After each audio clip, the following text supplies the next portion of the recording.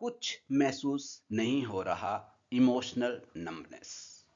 क्या आपको ऐसा लगता है कि अब कुछ महसूस नहीं होता? न खुशी, न दुख, न उत्साह।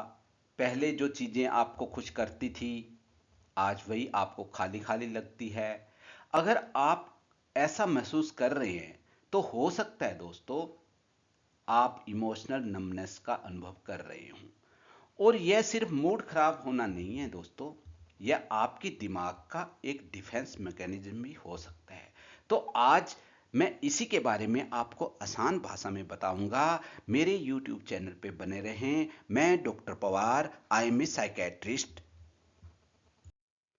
सबसे पहले इमोशनल नंबनेस होता क्या है दोस्तों, ये जान लीजिए। इमोशनल नंबनेस का मतलब है भावनाओं का सुन्न हो जाना, यानी कि जिसमें व्यक्ति खुशी महसूस नहीं कर पाता, दुख भी उतना महसूस नहीं हो पाता, अंदर से खालीपन लगता रहता है उसे। इसे मेडिकल भाषा में इमोशनल ब्लंटिंग भी कह सकते हैं। दिमाग में क्या होता है, मैं आपको साइंटिफिक तरीके से कुछ बताना चाहूंगा कि जो हमारा अमाइगेडला है, इमोशनल सेंटर है ब्रेन के अंदर, और जो प्री फ्रंटल कोर्टेक्स जो है डिसीजन और कंट्रोल लेने में जो काम आता है, ब्रेन का जो हिस्सा है, जब व्यक्ति लंबे समय तक स्ट्रेस या ट्रोमा में रहता है तो इन हिस्सों पे बहुत बड़ा फर्क पड़ता है। अमाई गैडला जो है दोस्तों, वो बहुत ज़्यादा सेंसिटिव हो जाता है और ब्रेन को प्रोटेक्ट करने के लिए इमोशनल शट डाउन कर देता है। यानी आपका दिमाग आपको बचाने के लिए आपकी फीलिंग को ही बंद कर देता है। ये अमाइगैडला का काम होता है, हमारे दिमाग को बचाना। तो दोस्तों इस तरह से ये एक साइंटिफिक इसका बेस हुआ। और इमोशनल नंबनेस होता क्या है, मतलब ये क्यों होता है, इसके पीछे कारण क्या है दोस्तों। क्रोनिक स्ट्रेस और क्रोनिक ट्रॉमा, लंबे समय तक मानसिक दबाव रहता है किसी व्यक्ति के अंदर, ब्रेन ओवरलोड हो जाता है। मानसिक दबाव, स्ट्रेस किसी भी वजह से हो सकता है। आपस में मियाँ बीबी में झगड़ा हो सकता है, बच्चों से कहना कहासुनी हो सकती है, बच्चों अपने हिसाब से नहीं चलते हैं, माता पिता बच्चों में तनाव रहता है, या बिजनेस में तनाव रहता है, या कोई लोन ले रखा है, आर्थिक तंगी है, भविष्य की चिंता है, या स्कूल और कॉलेज से बहुत ज़्यादा स्ट्रेसफुल माहौल है। तो इस तरह से ये एक कारण इसका बन सकता है। दूसरा, साइकेट्रिक कुछ कंडीशंस होती हैं, जैसे डिप्रेसिव डिसऑर्डर है। डिप्रेशन में भी सिर्फ उदासी नहीं होती, बल्कि कुछ महसूस ना होना भी एक बड़ा सिम्टम है दोस्तों। एंजाइटी डिसऑर्डर भी इसका एक कारण है। लगातार डर और चिंता से ब्रेन खुद को नम कर लेता है। और ओवर थिंकिंग और इमोशनल बर्नआउट, ज़्यादा सोचने और इमोशनली ड्रेन होने से फीलिंग डल हो जाती है। लेकिन कुछ दवाइयाँ भी है जो इस पे असर कर सकती है। कुछ एंटी डिप्रेसेंट है, कुछ इमोशनल ब्लंटिंग हो सकती है उनसे। और इमोशनल नमनेस के साइन कौन कौन से हो सकते हैं, उनको कैसे पहचाने आप। जैसे किसी चीज़ में इंटरेस्ट ही नहीं है, रिश्तों में कनेक्शन फील नहीं होता है, खुद से डिस्कनेक्ट महसूस करते रहते हैं, मैं अंदर से खाली हूँ ऐसी फीलिंग आती रहती है, रोना भी मुश्किल हो जाता है। दोस्तों एक सवाल ये उठता है, क्या ये खतरनाक है, क्या ये डेंजरस है?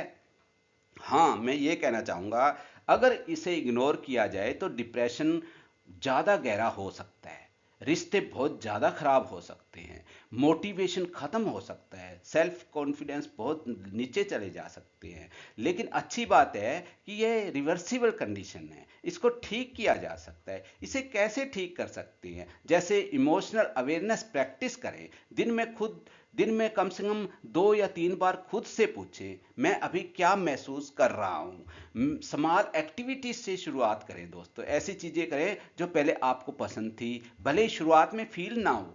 फिजिकल मोमेंट भी बहुत ज़रूरी है। एक्सरसाइज और जो हमारे योगा है, मेडिटेशन है, वॉक है, ये भी बहुत ज़रूरी है। इससे क्या होता है कि डोपामिन और सीरोटोनिन बढ़ता है, जो इमोशन को रिसीव करते हैं दोस्तों, रिवाइव करते हैं। यानी कि हमारा जब एक्सरसाइज होती है तो डोपामिन और सीरोटोनिन रिलीज होता है, जिससे बैलेंस इनका ठीक रहता है। सोशल कनेक्शन भी बढ़ाना बहुत ज़रूरी है। लोगों से मिलना जुलना ब्रेन को जो है ना इमोशनल सिग्नल देता है। और माइंडफुलनेस और मेडिटेशन बहुत लाभदायक है इसमें। यह आपको प्रेजेंट मोमेंट में लाता है और धीरे धीरे फीलिंग वापस आ जाती है इससे। और ओवर थिंकिंग को कंट्रोल करने में भी बहुत मदद मिलती है, क्योंकि ज़्यादा सोचने से इमोशन और दब जाते हैं, इसलिए ओवर थिंकिंग को कम करेंगे तो ये बहुत लाभदायक होगा। और मैं ये कहना चाहूँगा कि साइकियाट्रिस्ट से कम मिलना चाहिए। दोस्तों, लंबे समय से कुछ महसूस ही नहीं हो रहा हो, काफ़ी टाइम, महीना 2 महीना, और इंटरपर्सनल रिलेशन खराब हो रहा हो, बिजनेस प्रभावित हो रहा हो, सोशल नॉर्म ख़त्म हो रहे हों, आपस में बहुत ज़्यादा आर्थिक तंगी आती जा रही हो जिसकी वजह से सुसाइडल थॉट आ रहे हों, तो आपको जो है ना तुरंत साइकेट्रिस्ट से मिलना चाहिए, क्योंकि ये डिप्रेशन हो सकता है, डिप्रेसिव या ट्रोमेटिक रिलेटेड डिसऑर्डर भी हो सकता है। आप इमोशनल नहीं बने दोस्तों, इमोशनलेस नहीं बने, क्योंकि आपका दिमाग आपको प्रोटेक्ट कर रहा है। लेकिन अब समय धीरे धीरे खुद को वापस महसूस करने का। अगर आपको दोस्तों ये वीडियो रिलेटेबल लगा तो इसे लाइक करें, सब्सक्राइब करें और दोस्तों के साथ शेयर करें, क्योंकि मैं साइकेट्रिक डिसऑर्डर पे बहुत से वीडियो लेकर आऊँगा जो आपको बहुत अच्छा और हेल्पफुल लगेंगे, आपके लिए, आपके परिवार के लिए, दोस्तों के लिए, किसी के लिए भी जिनको भी मानसिक स्वास्थ्य की दिक्कत है उनको बहुत फायदेमंद होगा। तो आज यही समाप्त करता हूँ। Thank you very much.